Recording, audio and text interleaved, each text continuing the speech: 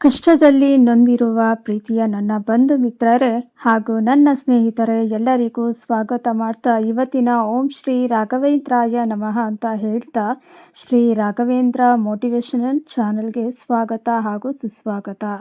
ಎಲ್ಲರೂ ಹೇಗಿದ್ದೀರಾ ಅಂತ ಕೇಳ್ತಾ ಇವತ್ತಿನ ವಿಡಿಯೋನ ಸ್ಟಾರ್ಟ್ ಮಾಡ್ತಾ ಇದ್ದೀನಿ. ಬನ್ನಿ ಹಾಗಾದರೆ ಇವತ್ತಿನ ವಿಶೇಷ ಏನಿರ್ಬೋದು ಅಂತ.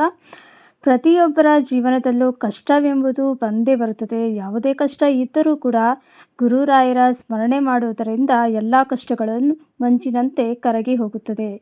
ನಮಗೆಲ್ಲ ತಿಳಿದಿರುವ ಹಾಗೆ ಹಲವಾರು ಮಂತ್ರಗಳು ಇವೆ. ಅದರಲ್ಲಿ ತಿಳಿದಿರುವ ಪ್ರಮುಖವಾದ ಮಂತ್ರವೆಂದರೆ ಶ್ರೀ ಗುರು ರಾಘವೇಂದ್ರ ಸ್ವಾಮಿಗಳ ಗಾಯತ್ರಿ ಮಂತ್ರ. ತುಂಬ ಶ್ರೇಷ್ಠವಾದ ಮಂತ್ರವಾಗಿದೆ. ಶ್ರೀ ಗುರು ರಾಘವೇಂದ್ರ ಗಾಯತ್ರಿ ಮಂತ್ರವನ್ನು ದಿನಕ್ಕೆ 1 ಬಾರಿ, 5 ಬಾರಿ, 9 ಬಾರಿ, ಸಮಯವಿದ್ದರೆ 21 ಬಾರಿಯಿಂದ 1008 ಬಾರಿವರೆಗೂ ಜಪಿಸಬಹುದು. ಶ್ರೀ ರಾಘವೇಂದ್ರ ಗಾಯತ್ರಿ ಮಂತ್ರ ಜಪಿಸಲು ಕೆಲವು ನಿಯಮಗಳಿವೆ. ಅದೇನು ಅಂತ ಹೇಳಿ ತಿಳಿಸಿಕೊಡ್ತೀನಿ. ಈ ವಿಡಿಯೋ ಸಂಪೂರ್ಣವಾಗಿ ಸ್ಕಿಪ್ ಮಾಡದೆ ಕೊನೆ ತನಕ ನೋಡಿ ಹಾಗೂ ಕಮೆಂಟ್ ಮಾಡಿ ಅಂತ ಕೇಳ್ಕೊಳ್ತೀನಿ. ಹಾಗೂ ನೀವು ನನ್ನ ಚಾನಲ್ಗೆ ಸಬ್ಸ್ಕ್ರೈಬ್ ಆಗಿಲ್ಲ ಅಂದರೆ ಈ ಕೂಡಲೇ ಸಬ್ಸ್ಕ್ರೈಬ್ ಕೂಡ ಮಾಡಿಕೊಡಿ. ಗುರು ರಾಘವೇಂದ್ರ ಸ್ವಾಮಿಗಳ ಗಾಯತ್ರಿ ಮಂತ್ರವನ್ನು 48 ದಿನಗಳವರೆಗೆ ಕಟ್ಟುನಿಟ್ಟಾಗಿ ಪಠಿಸಬೇಕಾಗುತ್ತದೆ. ಒಂದು ವೇಳೆ ನೀವೇನಾದರೂ 48 ದಿನಗಳವರೆಗೆ ಮಂತ್ರವನ್ನು ಪಠಿಸಲು ಸಾಧ್ಯವಾಗಿದ್ದರೆ ಈ ನಿಯಮಗಳನ್ನು ಪಾಲಿಸಬೇಕಾಗುತ್ತದೆ.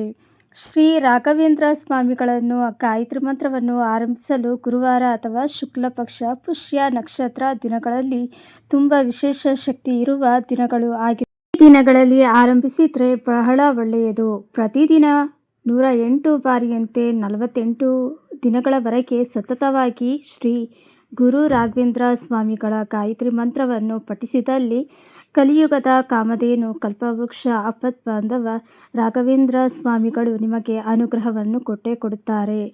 ವೆಂಕಟನಾಥಾಯ ವಿದ್ಮಹೇ ತಿಮ್ಮಣ್ಣ ಪುತ್ರಾಯ ಧೀಮಹಿ ತನ್ನೋ ರಾಘವೇಂದ್ರಾಯ ಪ್ರಚೋದಯಾತ್. ಓಂ ಪ್ರಹ್ಲಾದಾಯ ವಿದ್ಮಹೇ ವ್ಯಾಸರಾಜಾಯ ಧೀಮಹಿ ತನ್ನೋ ರಾಘವೇಂದ್ರಾಯ ಪ್ರಚೋದಯಾತ್.